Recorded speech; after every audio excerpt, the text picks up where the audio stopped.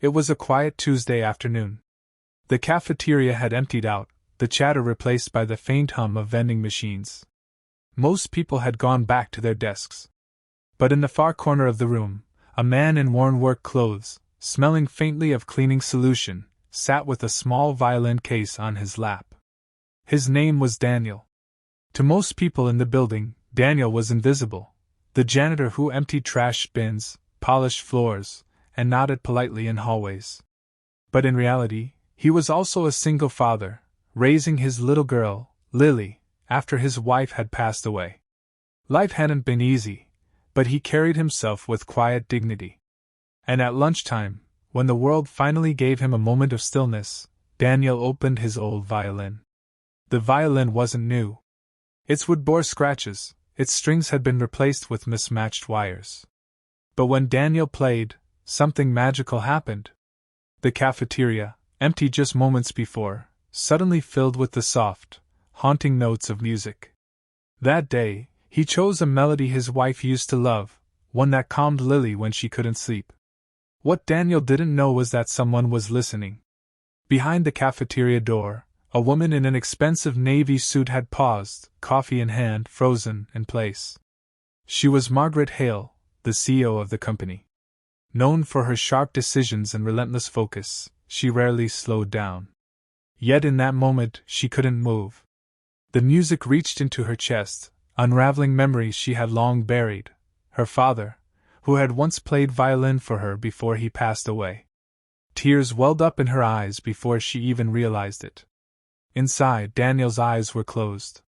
He wasn't performing for anyone. He was simply holding on to the only thing that still gave him hope. When he finished, he quietly packed the violin away and stood up, ready to return to his cart of cleaning supplies. He never noticed Margaret wipe her eyes and quickly step back, composing herself before walking off. The next day, the same thing happened. Daniel played at lunch, unaware that Margaret returned, listening silently from a distance. And the day after that. Until one afternoon, when Margaret finally walked in. Daniel nearly dropped the violin when he saw her. "Oh, I'm sorry, ma'am. I didn't realize anyone was here. I'll stop." But Margaret raised her hand. "No. Please. Don't stop. That was beautiful." Daniel shifted uncomfortably. "It's just a hobby. Something I do on breaks." She studied him for a long moment before asking softly, "Who taught you to play?" He hesitated, then smiled faintly. "My wife. She loved music. I keep playing for our daughter Lily. It's one of the few things that makes her smile." Margaret felt her throat tighten. She wanted to say something, but words didn't come. All she could do was nod and leave. That night, Margaret couldn't sleep. She kept hearing the violin, thinking of her father, of family, of sacrifices no one else saw. And she thought of Daniel, a man working 2 jobs, unnoticed by most, pouring his heart into music that carried more truth than any boardroom speech. The next morning, she made a decision. 2 weeks later, Daniel was called into the main office. Nervous, he thought he was in trouble. His hands were rough from scrubbing floors, and he held his cap awkwardly as he entered. To his surprise, Margaret was waiting. "Daniel," she said gently, "I've been listening to you. And I think the world should, too." He frowned. "I don't understand." She slid an envelope across the desk.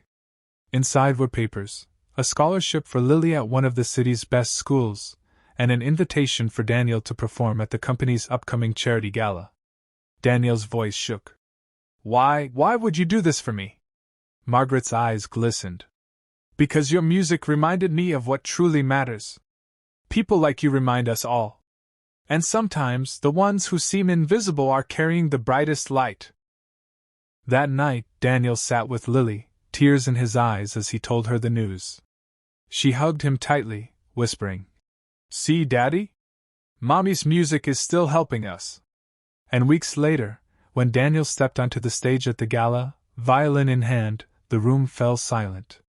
Executives, guests, and strangers alike leaned in, and as the first notes filled the air, The same magic that had once filled an empty cafeteria now reached hundreds of hearts. Margaret, sitting in the front row, smiled through her tears. Because kindness has a way of echoing.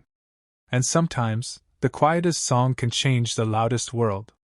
Message: never underestimate the power of simple acts, a song, a smile, or a kindness unnoticed. They may be exactly what someone else's heart needs. And in those moments, we find our shared humanity.